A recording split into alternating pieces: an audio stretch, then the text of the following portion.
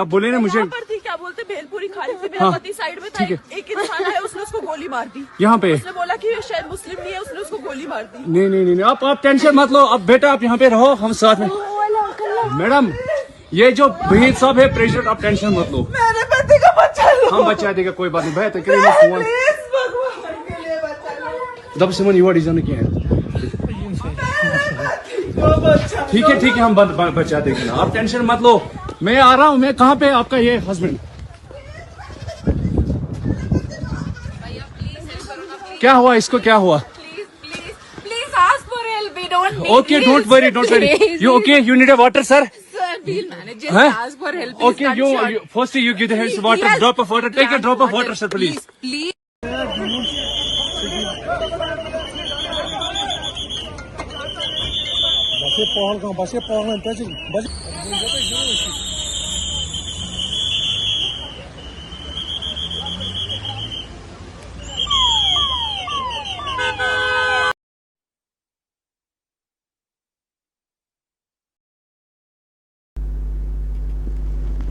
দর্শক, আজকে মারাত্মক একটা ঘটনা ঘটেছে কাশ্মীরে। পেহেলগাঁও বলে একটি এলাকা রয়েছে, সেখানে অনেকে গিয়েছিলেন ঘুরতে। শুনলেন ইনি ব্যাখ্যা দিচ্ছিলেন, ওনার হাজব্যান্ডকে মেরে ফেলা হয়েছে। এবং যেটা সবথেকে মারাত্মক, যে জানতে চাওয়া হয়েছিল যে মানে এরা কি মুসলিম, তো মুসলিম না জেনে গুলি করে দেওয়া হয়েছে। মানে ধর্মীয় পরিচয় জেনে গুলি করে দেওয়া হয়েছে।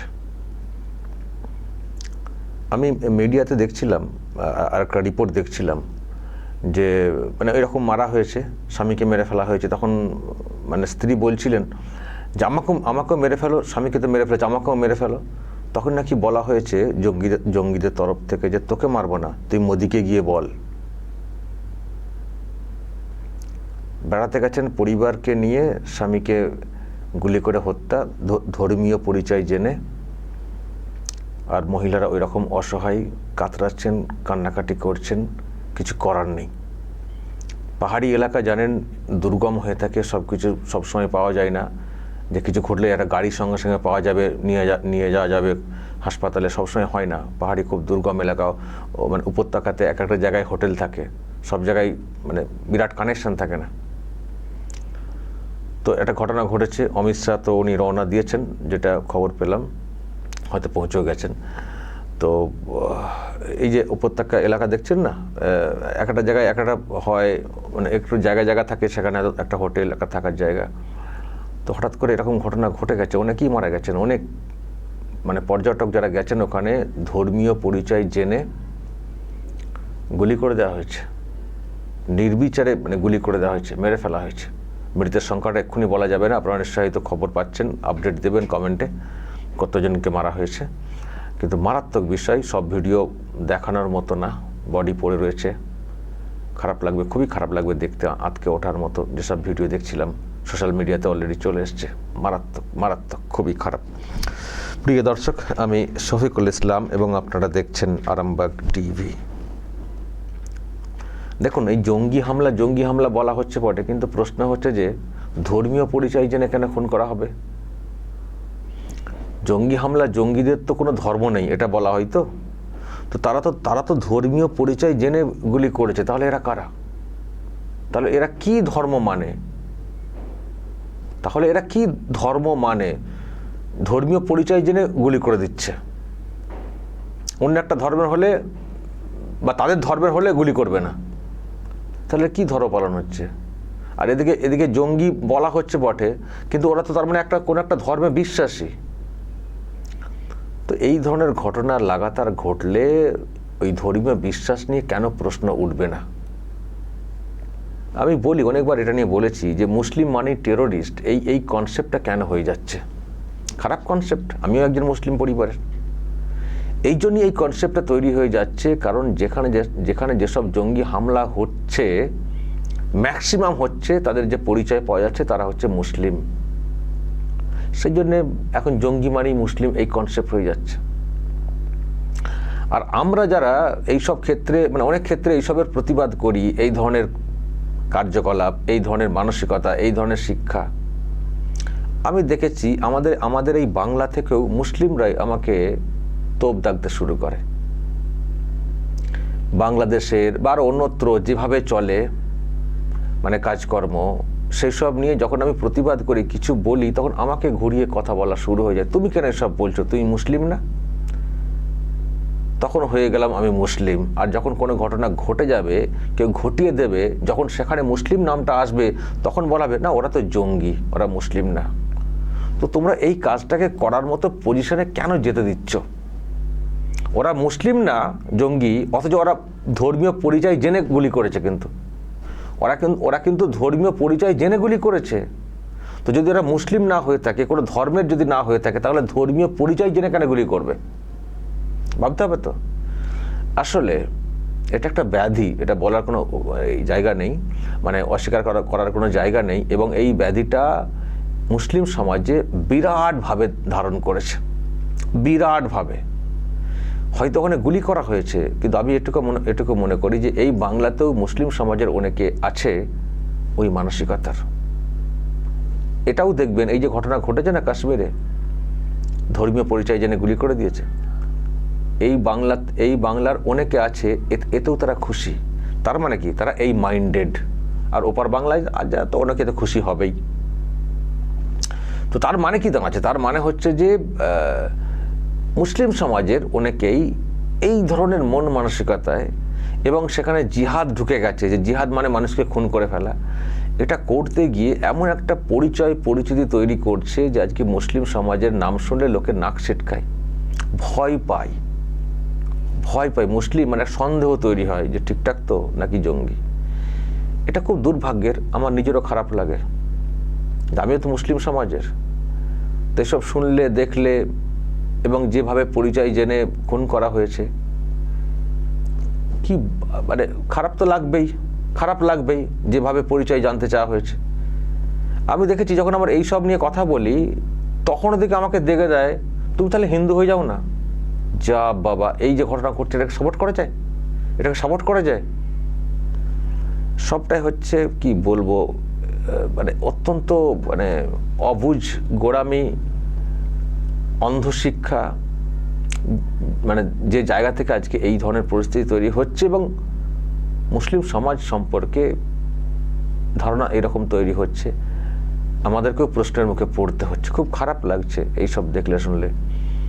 আর যে ঘটনা ঘটেছে, যে পরিবারগুলো মানে স্বজনহারা হলেন, আমি একটা ভিডিও দর্শক দেখছিলাম, মানে সেটা দেখে আমার আরও খারাপ লাগলো। মানে গুলি করার আগে স্বামী স্ত্রীর মধ্যে একটা মানে বেড়াতে গেছেন, তো তাদের একটা ভিডিও আমি দেখছিলাম, মানে এসছে প্রকাশ্যে, যে গুলি হওয়ার মানে মারা যাওয়ার আগে আর কি। এই যে স্বামী মঞ্জুনাথ, কর্ণাটক থেকে ওনারা মানে গিয়েছিলেন ঘুরতে। তো ঘুরতে গিয়ে জাস্ট মানে ঘুরতে আর কি, মানে কী ধরনের কথা বলছেন আমি একটু আপনাদেরকে শোনাই। कर्नाटक से हम इंडियन ट्रैवल स्टोर्स में बुक करके कश्मीर प्रवास में आए हैं। अब हमारा कश्मीर टूर का दूसरा दिन है। कल हम बोट हाउस में ठहरे थे। बोट हाउस तो बहुत अच्छा था। अब हम शिकारा राइड कर रहे हैं। शिकारा राइड कर रहे हैं कश्मीर में। शिकारा राइड करवा रहे हैं मोहम्मद रफीक जी, और हमारा सब टूर ऑर्गेनाइज किया है काजल Thakur ji, Indian travel store से। बहुत अच्छा लगा, बहुत अच्छा सर्विस, धन्यवाद, thank you. Thank you Kajal ma'am. দেখুন আজকে উনি মহিলাকে দেখা গেল, ওরা মোহাম্মদ রফিকের সুনাম করছেন। তার মানে ওই আর কি, ভালো লোকও তো আছেন, মুসলিম সব তো খারাপ হয়ে যায়নি। কিন্তু প্রশ্ন হচ্ছে যে অংশ এই কাজটা করছে, কি বলবো, আমার তো মানে বলার কোনো ভাষা নেই। আমি খুব শকড। আর এই কাশ্মীরের মানে এলাকা শান্তিপূর্ণ একটা পরিবেশ পেয়েছিল, ওখানে এই টেরোরিস্ট অ্যাটাক, এটাকে কমিয়ে আনার ক্ষেত্রে কেন্দ্রীয় সরকারের একটা ভীষণ ভূমিকা, প্রশংসনীয় উদ্যোগ। 370 ধারা তুলে দিয়ে একটা অন্যভাবে নেওয়া, অনেকদিন বন্ধও ছিল। আবার তার মধ্যে এটা হয়ে গেল। অমরনাথ যাত্রা ওদিকে হয়, আমি একবার ওখানে গেছি, ওদিকে আবার গেছি আমি, মানে বলার কিছু নেই। আমি মানে মৃতের যে সংখ্যা শুনছিলাম মানে বাড়ছে, খুব প্যাথেটিক, খুব প্যাথেটিক। তবে এর জবাব আমরা চাই, কেন্দ্রীয় সরকার এর জবাব দিক। আমি কদিন আগে একটা ভিডিও করেছিলাম, আসিম মুনির মানে পাকিস্তানের যিনি সেনা প্রধান, তার একটা বক্তব্য শুনেছিলাম। বলেছিলেন যে কাশ্মীর হচ্ছে আমাদের গলার শিরা না কি বলেছিলেন, ওটাকে ছাড়বো না। আমার তো মনে হচ্ছে যে ওই উৎসাহ পেয়ে যাওয়া আর কি, ওখান থেকে উৎসাহ পেয়ে যাওয়া। এবং কাশ্মীর মানে পাকিস্তানের ইন্ধন, এটা পরিষ্কার, বা লিঙ্ক, এটাও আমরা বলতে পারি জোর গলাতে। সুতরাং যে ঘটনা ঘটেছে পাকিস্তানের লিঙ্ক, সেনা প্রধান যদি ওই রকম কথা বলেন তো বুঝতে পারছেন কি হতে পারে। এবং আরও যেসব কথা বলেছেন, এবং হিন্দুর মানে হিন্দু, ওরা হিন্দু, ওদের থেকে আমরা সব আলাদা, এই রকম কথা বলেছেন। আমরা মুসলিম, ওরা সব দিক দিয়ে আলাদা। তো এই যে মানসিকতা, এবং যারা এই ধরনের জঙ্গি টেররিস্ট অর্গানাইজেশন, এবং ডিরেক্টলি লিঙ্কড আমার মনে হয় সেনার সঙ্গে, পাক সেনার সঙ্গে, তো ওদেরকে তো এইরকম মন মানসিকতাতে উত্তীর্ণ করে দেওয়া হয়েছে যে মুসলিম মানে আলাদা, আর মানে আমরা সব দিক দিয়ে আলাদা, উন্নততর। এইসব কথাগুলো মানে এইগুলো তো আরো নতুন করে তৈরি করতে সাহায্য করছে না। তো আমরা এটাই চাই, যে ঘটনা ঘটেছে খুব প্যাথেটিক, মর্মান্তিক, খুব কষ্টের, বেদনাদায়ক, কিন্তু আমরা এর জবাব চাই। আমরা এর জবাব চাই, শিক্ষা চাই। পাকিস্তানকে এর জবাব দিতে হবে, পাকিস্তানকে এর জবাব দিতে হবে, কারণ তারা ছাড়া এটা, তাদের এছাড়া এটা কেউ করতে পারে না। কাশ্মীরকে নতুন করে গড়ে তোলা হচ্ছিল, পর্যটকের সংখ্যা লাফিয়ে লাফিয়ে বাড়ছিল ওখানকার পরিবেশ শান্ত করে দেওয়ার জন্যে। আবার দেখুন ফের অ্যাটাক করে আবার একটা অশান্তির পরিবেশ তৈরি করার চেষ্টা হচ্ছে। এর কোনো ক্ষমা নেই। আমরা চাই এর যোগ্য জবাব কেন্দ্রীয় সরকার দিক, যেখানে দিতে হয়। দর্শক বলবেন যদি আপনাদের এই নিয়ে আরও কিছু বলার থাকে, অবশ্যই বলবেন কমেন্ট বক্সে। নজর রাখবেন আরামবাগ টিভিতে।